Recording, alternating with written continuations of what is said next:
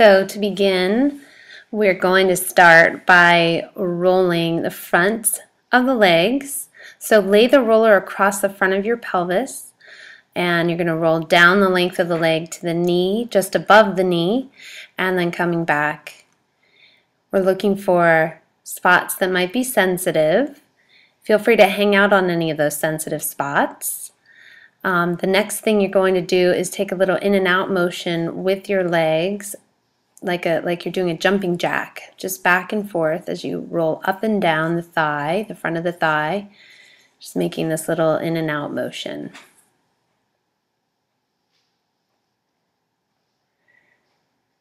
Next, we're going to roll to the side of the front of the pelvis. This is going to start working a little bit more directly into the hip flexors. We're going to roll up and down a very short piece, starting from the top of the side hip bone. It's called your ASIS, but it's that sort of front bony bone. And you're going to roll in a very small up and down motion, and looking as you roll also from side to side, looking for a tender spot. And when you find one, go ahead and just hold on that spot and work on it. Right now you can see I'm sort of going up and down, and then I'm also rolling my body side to side. Next, we're going to start working down the IT band, which is the side of the leg. So starting at your hip and moving down the side of the leg to just above the knee. As you find tender spots, go ahead and just work on them by moving in smaller motions back and forth. Finish with a nice sweeping motion across the whole IT band again, and then sweeping motion across the front of the thigh.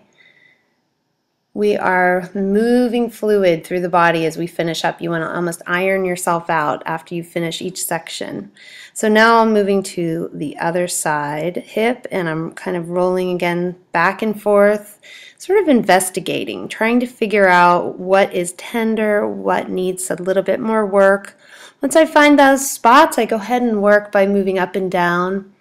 Now I'm going down the length of the side of the leg or the IT band, and again finding tender spots that I'm just working on with smaller strokes and working my way up and down the length, and then finishing with the long, broad, sweeping motion to sort of iron it out, move fluid. I'm also going to take that same long, broad, sweeping motion across the front of the thigh and down the quad. Sometimes you have to adjust your roller a little bit. And then I'm going to come back to where I started and make myself off the roller. Next, we're coming down onto our backs, and we're going to go ahead and place the roller on the back of our pelvis, right below the lumbar curve. You don't want the roller to be on the lower back, but it's actually on the bone of the pelvis. You're going to drop the right leg down and make sure that your heel and toe are on the floor and your heel's in line with your sits bone, and pull your left knee into your chest. You're going to tuck your pelvis under to get a nice stretch there.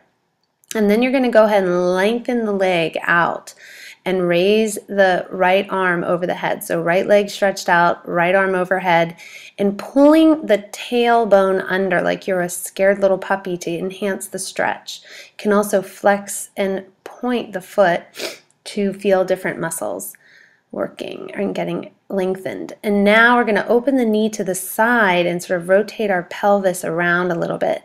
And this is going to go ahead and address a few of the other hip flexor muscles as we rotate. And now we're going to go ahead and bring that leg back in and switch to the other side. So the heel's in line with the sits bones, the foot's pressing into the floor, you're tucking your pelvis under, your right knee is pulled into your chest.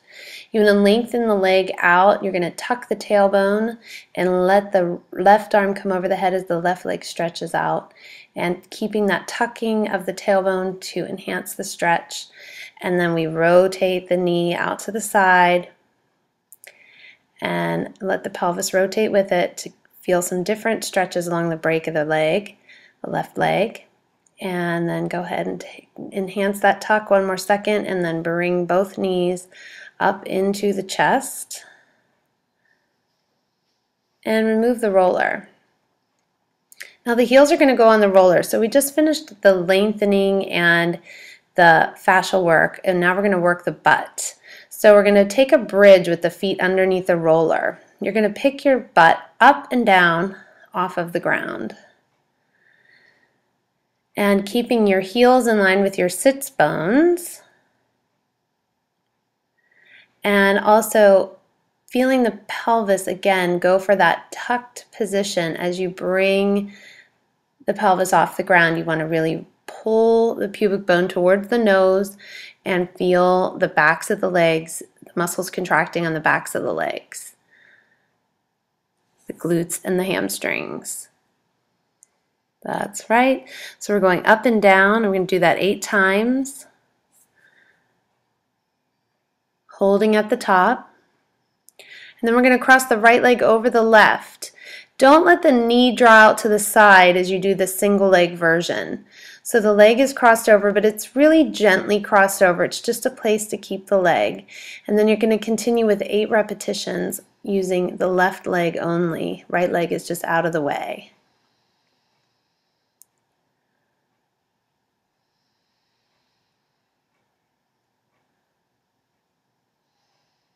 Good, and when you're done there, you go ahead and switch to the other side. And we have 8 on this side. This exercise is great for strengthening the glutes. What's nice about this workout is that we are working on releasing the front or break of the leg, the hip flexors. And by doing this, we allow the glute muscle to fully engage in the hamstrings. And this is what makes this technique so specific, is that we're just working on one area. So we're focusing on the butt and the hamstrings, but we did all the release work on the front of the hip. So now we're going to go into a big tabletop position. So the fingertips are pointed back to the wall behind you. You're going to bridge up and down in this position. Make sure that the knees are right over the ankles when you're up in the tabletop bridge position. And as you come up, you want to squeeze the glute and the hamstring and pull the pubic bone through. If this is uncomfortable in your wrists, you can go ahead and turn the hands facing a little bit different direction, or if it's tough on your shoulders. But it is actually a very nice dynamic stretch on the wrists and shoulders while you're lengthening your butt, strengthening your butt.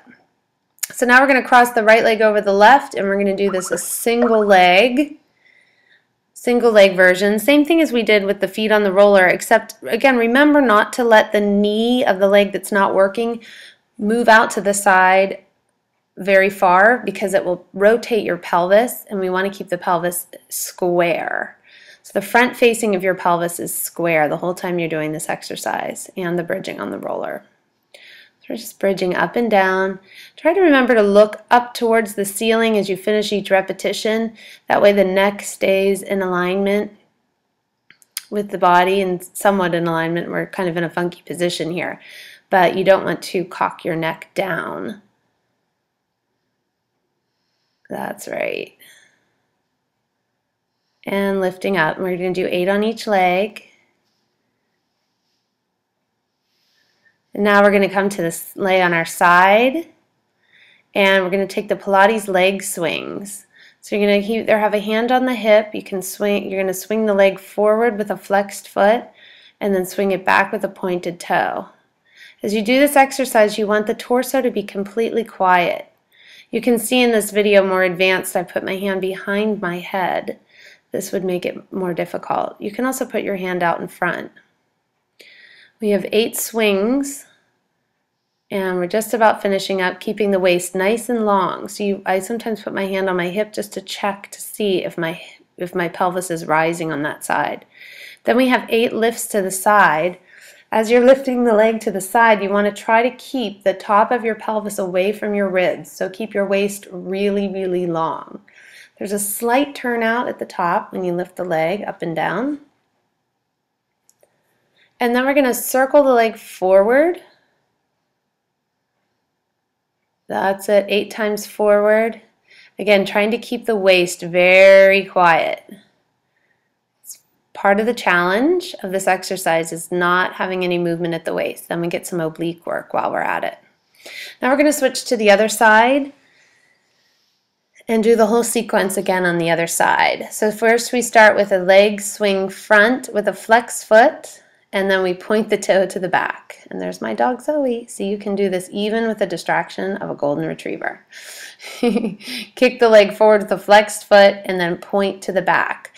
You also want to avoid rolling your torso back and forth as the leg swings. So when the leg swings forward, the torso is going to want to move back. And when the leg swings back, the torso will want to move forward. We want to try to keep the torso completely steady during this swinging motion. And if someone saw you cut off from the waist up, they wouldn't think you were doing anything. You were just laying there, relaxing. Lift and lower the leg with the leg slightly turning out at the top. The leg should only go so high as you can keep your torso steady. So if the top of the pelvis starts to come towards the ribs when you lift the leg, try to lower the leg lift height and keep that pelvis from hiking. And we're going to circle the leg forward 8 times and then circle it back 8 times.